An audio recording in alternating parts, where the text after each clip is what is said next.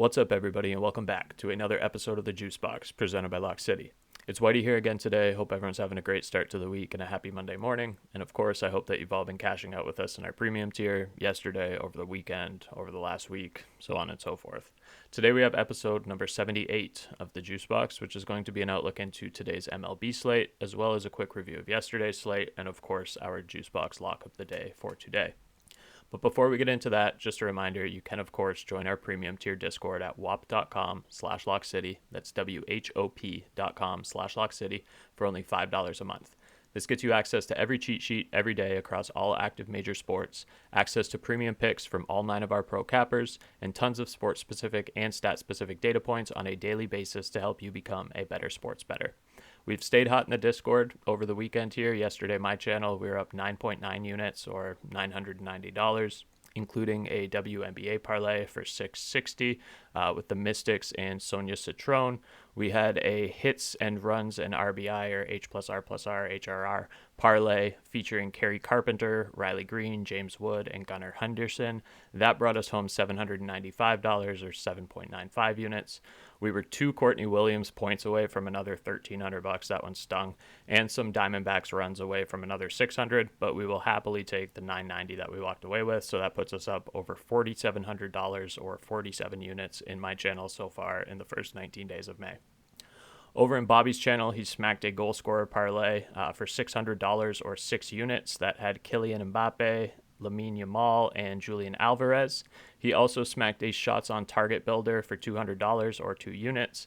Our guy Lenny has been incredibly hot over the weekend as well. For those of you in the court, I encourage you to go check out his post over in Community Winners this morning. He posted about 20 screenshots from all his wins this weekend, which cleared over 20 units. So again, that's $2,000 for you $100 bettors and $200 for the $10 bettors. Our man Kenny hit a nice 7 times multiplier on a strikeouts parlay. Claw made a nasty read on the Nats money line at plus 150. The rest of the team's been hot as well. If you're not in the premium tier, it's the place to be. Our max play of the day in the premium tier is now 12-6, so we're up $1,526 there, or 15.26 units so far on the month, after cashing out on the Orioles and Nationals game to go over 9.5 runs. That game was 7-0 Nats in the second inning, and the game finished with 14 runs on a very sweat-free play. Our JuiceBox Lock also cashed. We shouted out on the pod yesterday, or I shouted out on the pod yesterday, the Tigers on the money line. They brought it home with a nice win over the Jays. So we're now at 15.42 units or $1,542 on our JuiceBox Locks since we started the podcast. So far, for those of you that are tallying totals, this is like probably 14 grand close to in total unit gain across the entire team and the JuiceBox Lock and the max play of the day. So I could go on for probably 2 more minutes. I'll wrap it up here just by saying we do daily picks from our capper team. We have daily projections for all major sports. And of course, we have our Lock City cheat sheets that we're running daily for a ton of different sports and prop markets. So you can get better results by only paying 16 cents a day at whop.com/LockCity. Again, that's WHOP.com/LockCity. Only $5 a month. Quick review of yesterday's slate. So we had the Astros at the Rangers at Globe Life Field in Arlington. The Astros won that game by a score of 4-3. They improved to 24-22. The Atlanta Braves took down the Red Sox. I thought this would be a little bit more low scoring. This game finished 10-4 Braves, so I was a little bit surprised there. Braves got the dub. Their bats seem to be getting a little bit better, which is nice to see for them. They started the year horrible, and they've actually climbed above 500 now. They're 24-23, so it's pretty cool. The Phillies and the Pirates, Paul Skeens pitched a complete game, only gave up 1 run, and the Pirates lost. So he's had 10 starts this year, and he's given up, I think, 1 run or fewer in each of those starts. Maybe he's got a start where he's given up a couple. And 7 of those games, the Pirates have lost. He's getting 0 run support, very frustrating. That sucks for Skeens there, but Phillies take that game. The Nats, of course, beat the Orioles 10-4. Again, that was our max play of the day, the over 9.5. I shouted that out on the podcast yesterday as a good read as well. I really liked that play, cashed with ease. Next game was the Tigers. Again, that was our JuiceBox Lock of the day yesterday. It was 3-2 Tigers. Nice play. Tigers improved to 31-16. Best team in the league. I'm a biased Tigers fan. Next, we had the Guardians at the Reds, Great American Ballpark in Cincinnati. The Reds won that game 3-1. The Marlins at home beat the Braves 5-1 at Lone Depot Park in Miami, Florida. The Brewers at home, like we called out yesterday on the pod, beat the Twins by a score of 5-2 at American Family Field. That win streak had to end at some point, and Freddie Peralta got the win there. That was good. KC Royals at home at Kauffman Stadium beat the Cardinals by a score of 2-1. The Cubs at home took down the White Sox, no surprise, 6-2. The Giants took down the Athletics. I thought that was a good spot for the A's yesterday. So that kind of sucked. It was 3-2. It's another one-run loss for them there. So that was tough. The A's dropped to 22 and 25. Giants obviously a good team. I thought that was just a good underdog spot on the money line. The Angels again beat the Dodgers by a score of 6-4. So they swept that series 3-0. They beat the Dodgers in all three, surprisingly enough. The Diamondbacks, I thought this was going to be a game with a ton of runs. It finished 1-0 Diamondbacks over the Rockies at Chase Field in Phoenix, Arizona. I was very surprised there. Chase Dollander got the loss. Obviously, Merrill Kelly picked up the win there. I thought the D-backs were going to bomb Dollander. They had a couple of early opportunities where they left guys stranded on second and third there. They left a good amount of guys on base through walks. So that was unfortunate to see. Only had 4 hits through the entire game, though. So you're not going to get many runs when you're doing that. The Mariners beat the Padres. They were on the road at Petco Park in San Diego, won by a score of 6-1. And the Yankees beat the Mets at home by a score of 8-2 at Yankee Stadium. We called that out as well. So moving on to the Monday slate. Today we have, let's see how many games. 1, 2, 3, 4, 5, 6, 7, 8, 9, 12. Nice. 12 games. They kick off a little bit later in the afternoon. First ones are at 6:40 p.m. Eastern. So the first one we'll take a look at here is going to be the Cincinnati Reds and the Pittsburgh Pirates. We have Nick Lodolo starting for the Reds and Mitch Keller starting for the Pirates. Keller's a righty, Lodolo's a lefty. I would be inclined to lean the Cincinnati Reds. The Pirates just can't put up runs. I have no faith in them. They win like every once in a while. I guess they do. But they win like low-scoring affairs more often than not, and we saw yesterday they can't put up runs. So I'm going Cincinnati Reds here on the money line as they lean, minus 130. Next one's going to be the Chicago Cubs traveling down to Lone Depot to take on the Miami Marlins. The Cubs are throwing out Ben Brown, right-handed pitcher, to the mound, and the Marlins have Edward Cabrera, also a righty. Not a lot in terms of matchup history. Nico Horner crushes Edward Cabrera. He's 5 for 8, bats .625. Doesn't have any home runs against him, but that's pretty solid in those plate appearances. The 3 where he hasn't have all been strikeouts. But aside from that, he's putting the ball in play, and he's making good contact. So I like Horner probably for a hit here, or maybe over 1.5 hits plus runs plus RBIs, or HRRs.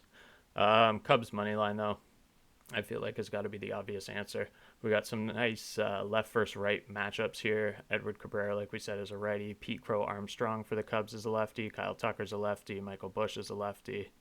I think we'll see some good opportunities here. I think Cubs blow them out. New York Mets going to Fenway to play the Red Sox. We've got Kodai Senga for the Mets and Red Sox. Dobbins. Okay. Mets all day. I like the Mets here. Mets first 5 money line specifically, I think is really good.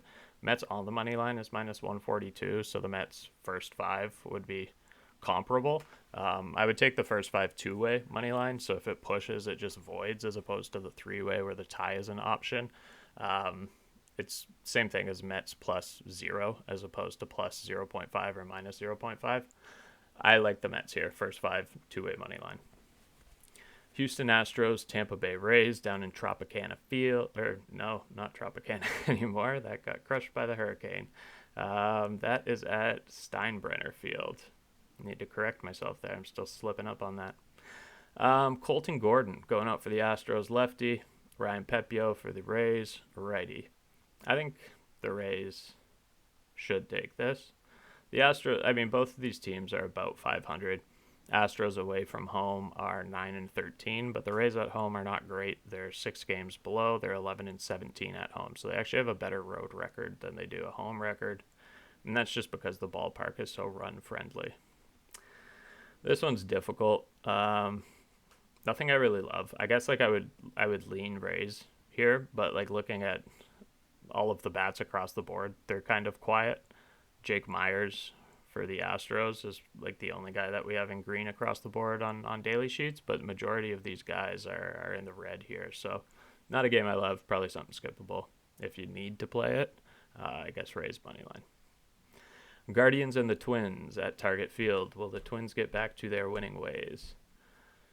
We have Bailey Ober starting for the Twins, and we have Logan Allen for the Guards. Let's click on this. Logan Allen. Yeah, nice. Okay. Twins money line. This is a divisional matchup, which is obviously always tricky. AL Central is a really, really strong division. A lot of these games can obviously go either way. A lot of these series end up getting split like 2-1 or 2-2, depending on how many games are in the series. I'm going to lean Twins, but again, not something I'm super confident on, but I'll lean Twins money line minus 135. The Seattle Mariners and the Chicago White Sox. This is going to be Mariners. Luis Castillo for the Mariners. Davis Martin for the White Sox. It's got to be Mariners all day. I think a lot of these guys will crush. Davis Martin, Cal Raleigh, Julio Rodriguez, Jorge Blanco, Rowdy Tellez probably even. You got a nice left versus right matchup there. Yeah, I don't love the money line at minus 205. I don't know if I like the run line at minus 120. But Seattle wins this game. A nice parlay piece probably. Baltimore Orioles and the Milwaukee Brewers. We got Dean Kremer and Quinn Priester. This is a game that I feel has JuiceBox Lock potential. There's a couple that are on here, and I'm honestly undecided going into it. We're kind of going to pick one of the few that I really, really like on the fly here. I do like the over 8.5 in this game. I think both of these teams are capable of putting up a lot of runs.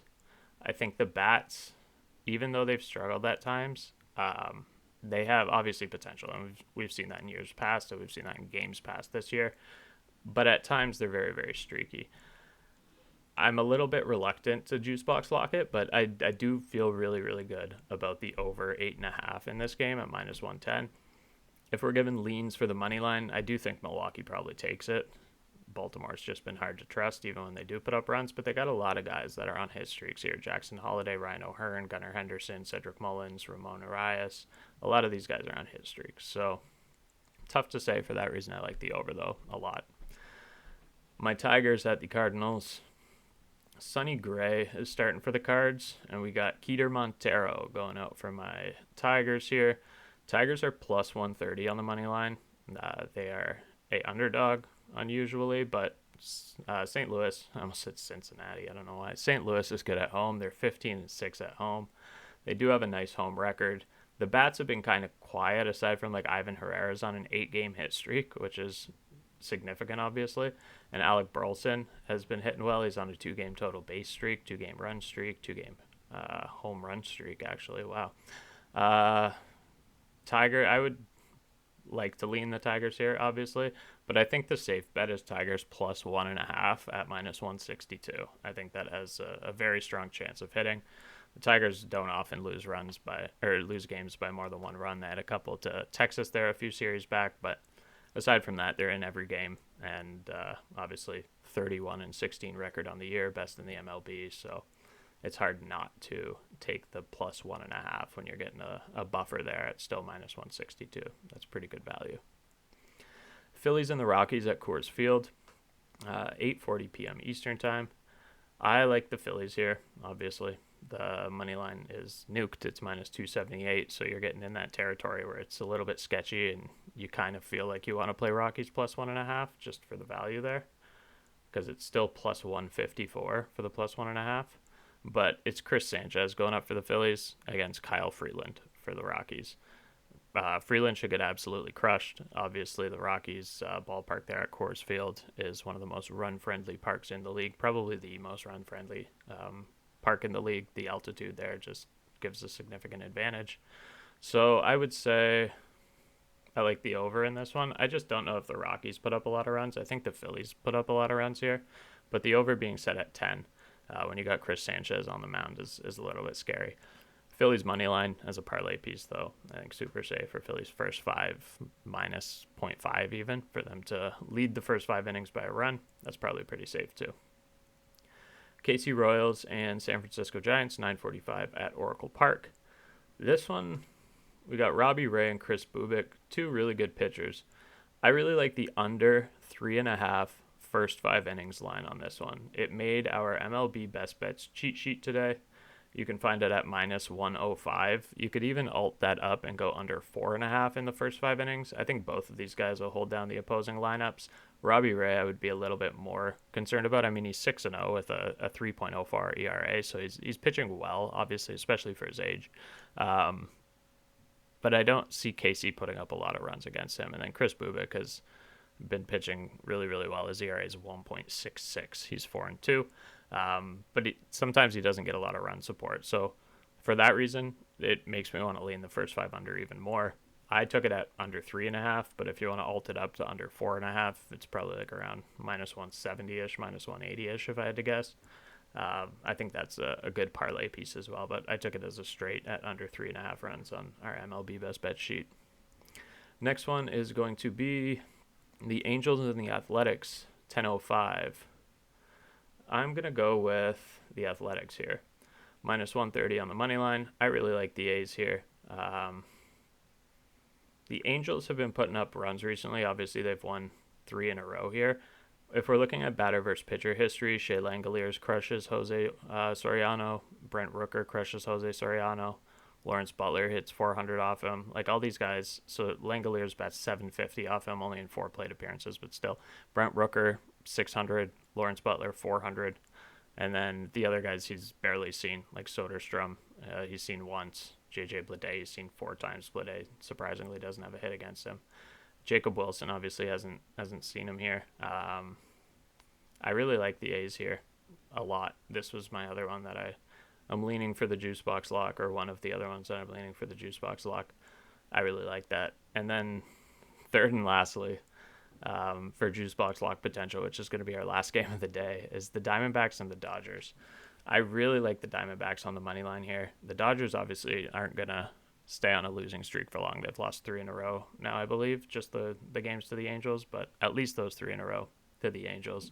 They're the best team in the league power ranking wise, not record wise. They're a couple of games now behind the Tigers. They're 29-18. Those 3 losses really helped out the Tigs, but I'm leaning Arizona money line still on this one. The Dodgers have Landon Knack on the mound, right-handed pitcher, and the Diamondbacks have Brandon Pfaadt. Brandon Pfaadt, I really like. He doesn't have great history against this Dodger lineup, but I mean, that's probably any pitcher, because this Dodger lineup is just absolutely stacked. So if you're looking at it from top to bottom, I mean, they hit all about their averages. And then you got guys like Shohei's only hitting 222 on him. Max Muncy only hits 167. Outman, when he was out there, 200. Haesung Kim, not any hits. Wow. Mostly all of these guys. Like Michael Conforto hits well off Brandon Pfaadt. Tommy Edman.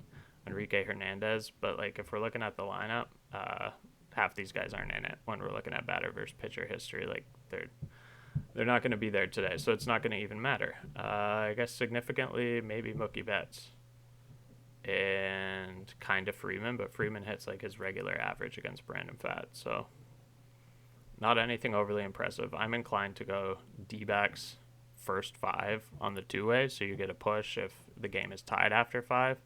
But I like that. I think Pfaadt is the better pitcher compared to Landon Knack. I think he'll be able to hold it down. Knack's got an ERA of 5.89. So that was the third one that I really, really like here. I think ultimately, though, what we're going to end up running with, I think we're going to go with the over in the Orioles and Brewers game. I think we're going to go over 8.5 in this one. Quinn Priester, Dean Kremer, batter versus pitcher history. Not a lot on the Quinn Priester side of things, but Priester's got a 4.59 ERA. Dean Kremer's got a 5.36 ERA. The over on this is -110 for 8.5. I think that's really, really good value. I think this game will go over that. We don't have a lot of guys in the green on the Milwaukee side of things, but obviously a lot of potential. And in terms of hits, we're still expecting a lot of these guys to record at least a hit, basically from top to bottom on the lineup, with the exception of Monasterio. So I really like this. We're going to go with that for the JuiceBox Lock here. Over 8.5 runs in the Baltimore Orioles and Milwaukee Brewers game. So that's it for me, y'all. Again, if you're not in the premium tier, whop.com/LockCity. Only $5 a month. That's WHOP.com/LockCity. We do daily projections, daily picks from our capper team, and of course, our cheat sheets in there. So if you're not tapped in, make sure to do so. For those of you listening here on Twitter, make sure to give us a follow on our JuiceBox podcast account. That is at LCJuiceBoxPod. Also give our main account a follow at _LockCity. For those of you listening on YouTube, make sure to give us a like, leave a comment if you're following along with any of these plays, if anything stuck out to you, or if you've been following along while we've been cashing y'all out. Make sure to leave a comment, maybe subscribe if you've been digging what you've been hearing here. And for those of you on Spotify, same sort of deal. I think it's a follow button over there, but give us a follow, give us a like on the pod, and comment if you like the content that you've been getting here. That's it for me today, y'all. Have a good one. Hope we enjoy this night slate of games. There's a couple other sports here I'm excited about. We got IEM Dallas starting today for Counter-Strike. I got a bunch of those plays out on my channel today. We only have one WNBA game tonight, but I think I'm going to be betting all over that, seeing as there's no NBA or NHL tonight. So it's just going to be baseball and then Counter-Strike and WNBA. So we'll see what this slate brings us. I really like the baseball slate today. I also really like the one WNBA game that we have. And, of course, Counter-Strike, where we already have a boatload of plays we're going to be firing off all day there. So if you're not subscribed or not in the premium tier there, make sure to check us out. But for those of you following along on Twitter or X there, we'll be dropping, of course, our free content here throughout the course of the week to keep y'all juiced up. That's it for me, y'all. Take care. Have a great Monday.